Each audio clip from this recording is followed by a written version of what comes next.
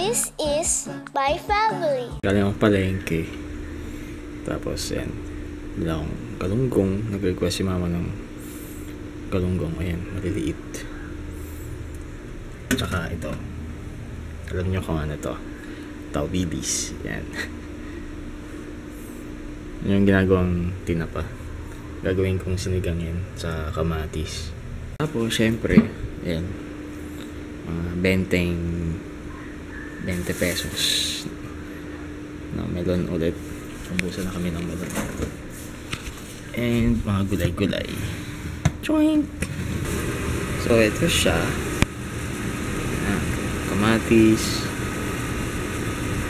Para siyang stew. Tomato stew. Pero may luya. Bawang, sibuyas. Yan, tawidis. Para ko lang siyang yun, yung kamatisan. Yun, yung tawag doon. Pinamatisan. Ayan, ito na siya. Medyo magubat. Dalawang taling talbos ng kamote ba naman nilagay ko. Ayan, medyo magubat siya. So yung tawidis nakatago. So, mabilis lang siya lutuin, mga 15-20 minutes yan. Kasi maliliit lang naman yung tawidis. So okay na siya.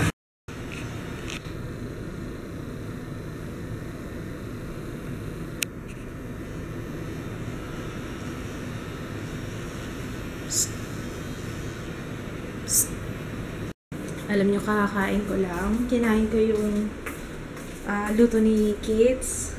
Masarap yung luto niya, kinamatisan. Ayoko lang nung isda kasi sobrang tinik. Parang feeling ko sasabit siya sa lalamunan ko. Pero ang sarap. Ngayon, gutom na naman ako. Gutom, antok. Samantalang natulog ako ng 3 hours kanina, nag-nap na ako. Kaya hindi ako rin, kaya pansin nyo yung mga vlog ko. Yung nag-edit nga ako ng vlog kasi 2 vlogs yung hindi ko pa na-upload. In-edit ko siya ngayon. Sabi ko, ano ba yan? Parang ang iksi nung vlog. Sa isip ko, ang dami ko nung na-vlog nung araw na yun. Sa inisip ko nga pala, nakaupo nga lang pala ako doon sa isang sulok kahapon. Kasi antok na antok ako, nilalabanan ko yung antok ko. Kaya ayan, pasensya na kayo. Anyway, pag medyo bumalik-balik na yung energy ko, hayaan nyo talaga mag-vlog ako ng mas bongga. Ngayon kasi antok na antok eh. Kasi yan, naghahanap na naman ako ng makakain. Ano makakain ko? Ooh, mango! Tapos may stock na ako ng melon. Parang gusto ko magmangga. Bango ah. Buti na lang may natira pang cheese dog. Yun nakakainin ko. Tapos lalagyan ko siya ng Japanese mayo. Yes.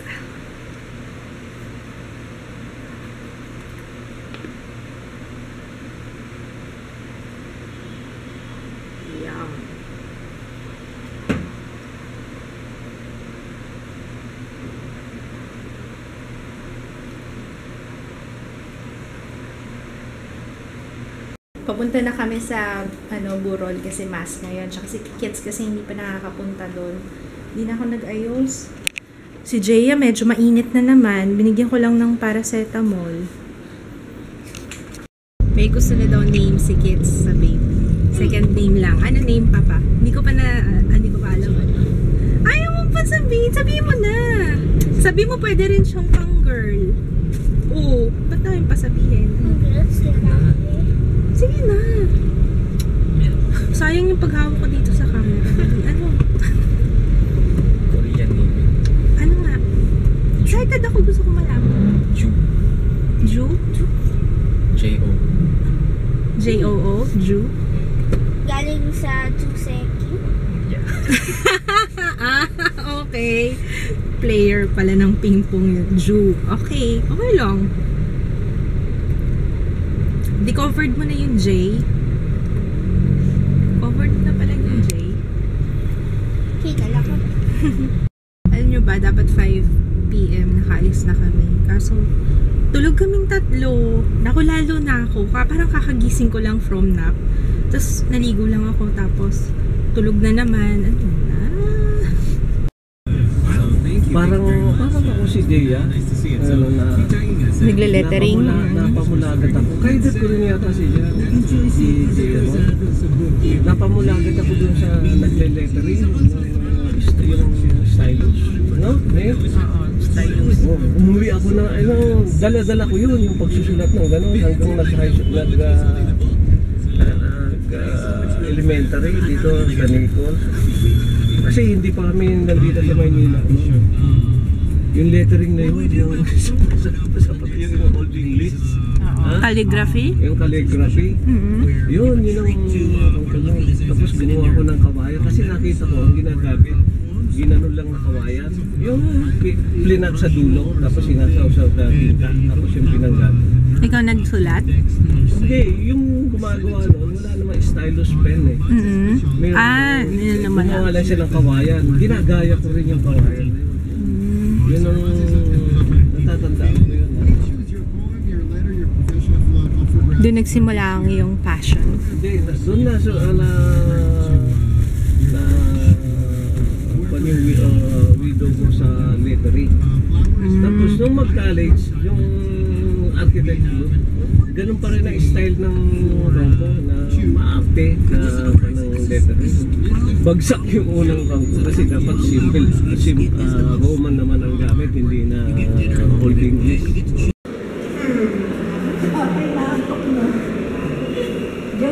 Naantok na nga eh. Andito sila nanay eh.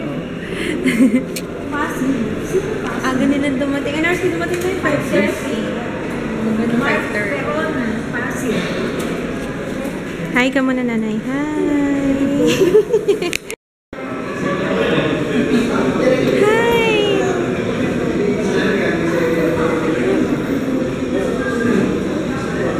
Parang biglang lumaki si Gianna, no? Biglang lumaki. Biglang tumaas.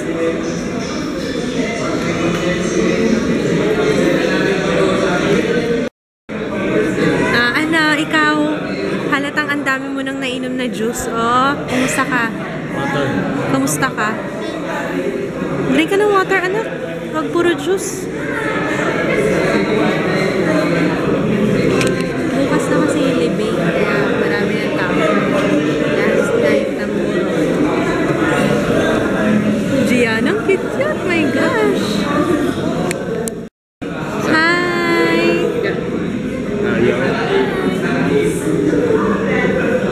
Tumaba siya. Tumaba. Tumaba yung cheeks.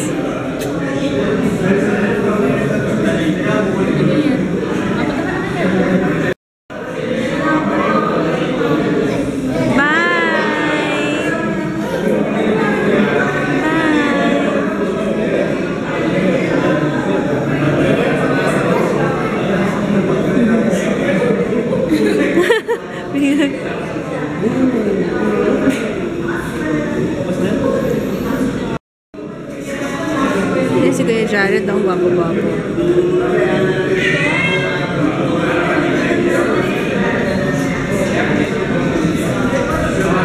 Hi Kuya! Hey baby! High five! High five if a girl, raw fist if a boy. Bro fist yan.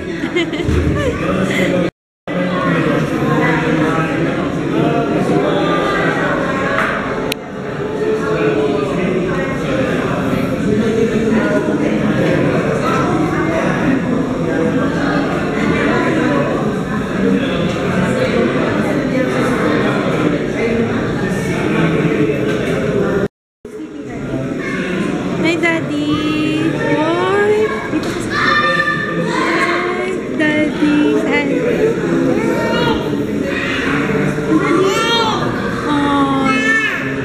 Ising na! Dad! Singin mo. Ay, lalapit talaga siya kay Daddy. Naiwan sa akin ni Mommy yung phone niya. Pinilagay niya sa akin sa bag. Ayun. Nakalimutan kong ibigay. Anyway, kanina, di ba, nandun si nanay. Tapos, nagbigay siya nito, binigay niya tong, lalagyan yata ng alak to, ng wine. Ayun. Pang display na lang. Si nanay, ganun yun eh. Lagi kasi siyang, pag naglilinis siya doon sa kanila, Lagi siya nagbibigay kahit mga pinggan-pinggan. Kasi bahain dun sa kanila sa Pasig. Malapit kasi sila sa floodway. Kaya, sabi niya, di ba dati parang nagbigay pa siya ng pillowcases, ganun yung sinanay. Nagbabawas daw siya ng gamit kasi nga, mahirap mag-akyat ng gamit kapag umuulan. Ayun, anyway. Ano oras na ba? Oh, alas 11 na. Ano ba yan? Ang bilis ng oras. Pero actually, kanina ko pa nafe-feel na inaantok na ako. Umalis muna si Kits kasi naubos na yung gamot ni Jaya, yung antibiotic niya. Kaya pumunta siya doon. Tumakbo siya doon sa Mercury na 24 hours. Yung hours ka talaga. Lagi nila hours. Sinasabi ko hours. Bumili muna siya ng gamot. Kasi kailangan tuloy-tuloy yung ni Jaya. Kanina kasi mainit na naman pag uwi niya from school. Tapos naging okay naman. Tapos, ewan ko nga ba? Bakit bumabalik yung lagnat niya? Pero hindi naman mataas. Mainit lang siya. Parang may sinat lang. May nagtatanong nga pala kung ano yung nilalaro ko. The Sims Free Play. Sa phone. Yun yung nilalaro ko ngayon. Nakauwi na nga siya. Nakauwi na si Ann Klutz. Tsaka si Kit Klutz galing sa trabaho. Alam niyo, feeling ko nga hindi ko ito magugustuhan kasi ang bagal. Siyempre, hintayin ko. Para siyang real time So, yung trabaho nila 8 hours din. Usually, pag naglalaro ako sa PC ng The Sims, fast forward lagi. Gusto ko yung fast paced. Lumilindol. Nakita niyo?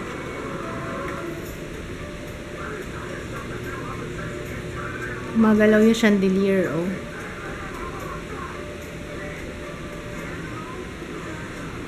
Akala ko, nahilo lang ako Nakaupo ako dito, tapos gumanon ako bigla. So, lumindol.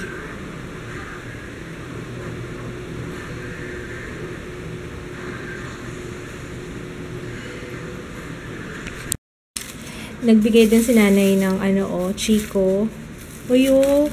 Hinog na yung iba dito, Papa. Galing sa puno nila to, sa Pasig. Ang laki,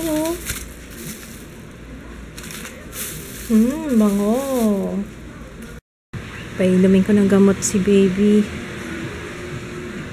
Anak. Jesus ko yung damit niya, Anak. Jaya. Inom ka muna ng gamot sandali. Bago ako matulog, kailangan talaga kumain ako. Kasi ayoko nang bumangon ng after 3 hours ako nakahiga. Mabangon ako kasi gising-sikmura na naman ako. Kaya kakain na ako. Ang kinakain ko yung pinamatisang gubat. Yung niluto ni Kits. Pero masarap. Actually, ni-request ko nga sa kanya kung gusto ko mga ganito. Alam niyo, lagi ko pa rin siyang tinitingnan kasi hindi pa rin ako makapaniwala Wala kasi akong nafe-feel. Maliban sa antok. Walang morning sickness whatsoever. Talagang hindi ako pinapahirapan itong baby ko. Anyway, I'm gonna say goodnight. See you tomorrow. Hinintay ko na lang matapos yung nilalabang kong uniform ni Jaya kasi wala na siyang susuotin bukas. And good night. Bukas ulit. Bye! Nakakatawa si Mama. Ilaro ko na lang daw siya.